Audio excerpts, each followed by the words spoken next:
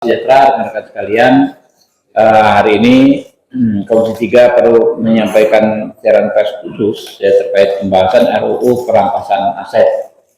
Bagaimana hari ini ada banyak beredar hoax bahwa Komisi 3 menolak untuk membahas undang-undang perampasan aset. Ya, teman-teman kan di sini kan saksi juga ya. Bagaimana sudah berapa minggu ini kita gas terus soal undang-undang perampasan aset ini. Kita maksimalkan mengundang atau memenuhi permintaan pemberian pendapat ya, dari berbagai elemen masyarakat terkait RUU perampasan aset. Perlu kami sampaikan bahwa undang-undang ini adalah undang-undang yang sama sekali baru, bukan undang-undang perubahan. Karena itu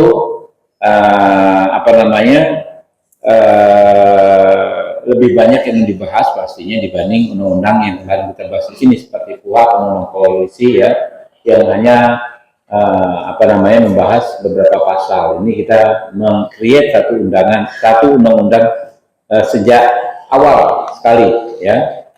Bagaimana di konstitusi kita DPR memiliki kewenangan untuk membentuk undang-undang. Untuk membentuk undang-undang itu kita dimulai dengan penyusunan. Nah, kemarin kita dikritisi kenapa waktu penyusunan masyarakat nggak dilibatkan. Nah, ini kita libatkan maksimal masyarakat mulai penyusunannya ya.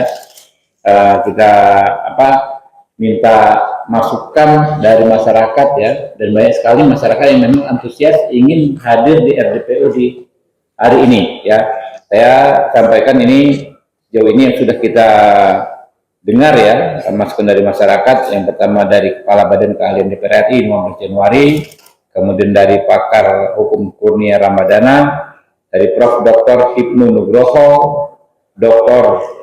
Maradona, ya, kemudian Pak Chandra Hamzah, Advokat Cinta Tanah Air, Kongres Advokat Indonesia, Peradi SAI, tadi ya, Peradi DPM Peradi, ya, tadi juga, kemudian dari Koalisi Masyarakat Sipil atau Lembaga Swadaya Masyarakat ada Perhimpunan Mahasiswa Hukum Indonesia, ya.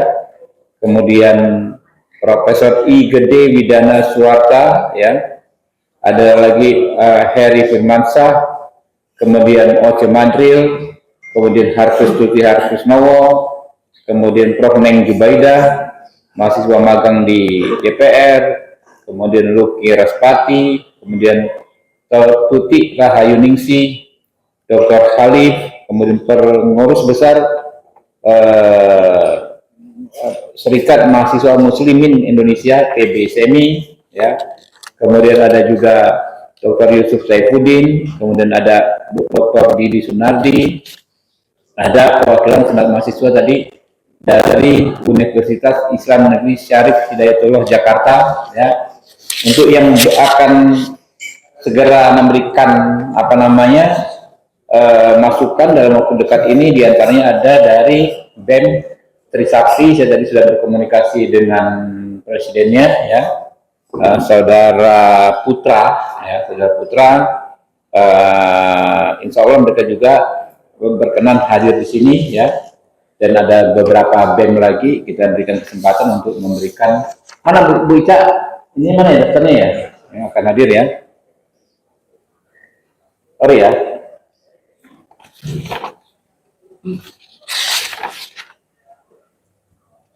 Ya,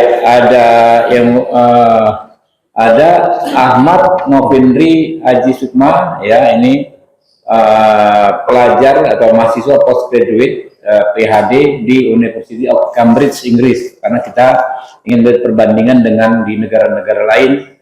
Ada Profesor Dr. Dadang Heri Saputra, Rektor Universitas Banten Jaya atau di Serang. Ada Profesor Faisal Santiago, akademisi Universitas Borobudur. Ada kemudian MP Sadilillah, mahasiswa postgraduate di King's College London, United Kingdom, ya. Ada juga kita undang Pak Ari Yusuf Amir, ya, advokat, Pak Hotman Paris Utapea, advokat, untuk memberikan pandangannya terkait undang-undang perampasan aset ini. Jadi kita ini gaspol terus, Pak. Ini sementara belum ada kita agendakan RDPU undang-undang lain, ya. selain perampasan aset ini, karena memang kita prioritas. Jadi undang-undang advokat walaupun ada dari Mahkamah Konstitusi memerintahkan kita membentuk dalam 2 tahun ya, kita belum bisa agendakan. Ada undang-undang apalagi yang di sini narkoba ya, belum ya. Psikotropika. Ya, psikotropika ya, kita full di perampasan aset ini. Mungkin itu teman-teman, dan ya ada yang disampaikan benar Pak Adam? Ada? Cukup? Ya, nanti jam besok hari Rabu sudah kita mulai gaspol Rabu, Kamis. Mungkin itu ya teman-teman ya. Ya. Mungkin bisa disampaikan Bang, itu dari perspektif tentang substansinya selama ini. Ya, jadi substansi. Nah, soal substansi teman-teman, pertama debatnya ya, perdebatannya adalah soal bagaimana menyeimbangkan antara kepentingan aset recovery untuk organ keuangan negara dengan agar membatasi potensi abuse of power oleh para penegak hukum. Oleh aparat penegak hukum, jangan sampai terjadi abuse of power dengan mengatasnamakan undang-undang perampasan aset ini. Nah, ini yang kemarin kita masukannya banyak ya teman-teman, dan kita perlu pengayaan soal itu. Batasnya di mana yang pas gitu kan. Pasti kita berkomitmen agar sebanyak mungkin terjadi aset recovery ya, tapi di sisi lain jangan sampai orang yang tidak bersalah terkriminalisasi oleh aparat penegak hukum yang tidak bersih. Nah, itu satu. Yang kedua, banyaknya masukan soal perlunya lembaga khusus yang menangani soal pengelolaan aset ini yang hasil disita ini. Karena kalau hanya kejaksaan, jadi kejaksaan itu kan tugasnya menyelidiki, menuntut dan lain sebagainya, dia tidak ada rekam jejak soal ini, soal mengelola ini, aset ini gimana. Nanti ada masukan juga. Terus nomenklatur juga, apakah kita akan mengikuti apa yang tercantum dalam UNCAC, namanya aset recovery. Kalau pakai diterjemahkan, aset recovery itu kan pemulihan aset. Ya, apakah kita akan pakai perampasan aset? Saya pernah bertanya di salah satu hal ini, dari mana awalnya muncul istilah perampasan aset itu. Ternyata menurut Pak Yusuf Saifuddin dari Universitas Muhammadiyah Purwokerto, sebetulnya kalau ingin membuat undang-undang yang secara komprehensif membahas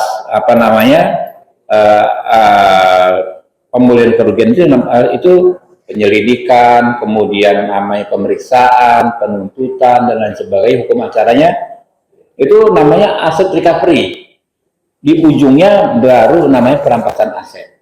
Yang di ujung pelaksanaannya adalah perampasan aset. Kan undang-undang ini kan mengatur semua nih, mulai dari misalnya diterimanya informasi adanya kejanggalan atau apa segala macam, akhirnya di ujungnya perampasan aset. Jadi kalau kita ingin yang lengkap, sarannya adalah aset recovery, pemulihan. Tetapi ini kan belum diputus Pak, ya kan? Tetapi kita masih mau dengan masukan dari masyarakat. Inginnya seperti apa? Dan kita harus nanti di masing-masing anggota Komisi 3 yang akan menyusun dan membahas ya akan sampaikan sikapnya. Mungkin itu ya teman-teman. Ini ada yang dari Lombok Tengah nih sekarang soal air keras. Ya, silakan. Ya. Subscribe, share, like, and comment. Subscribe, share, like, and comment. Subscribe, share, like, and comment. Subscribe, share, like, and comment. Subscribe, share, like, and comment.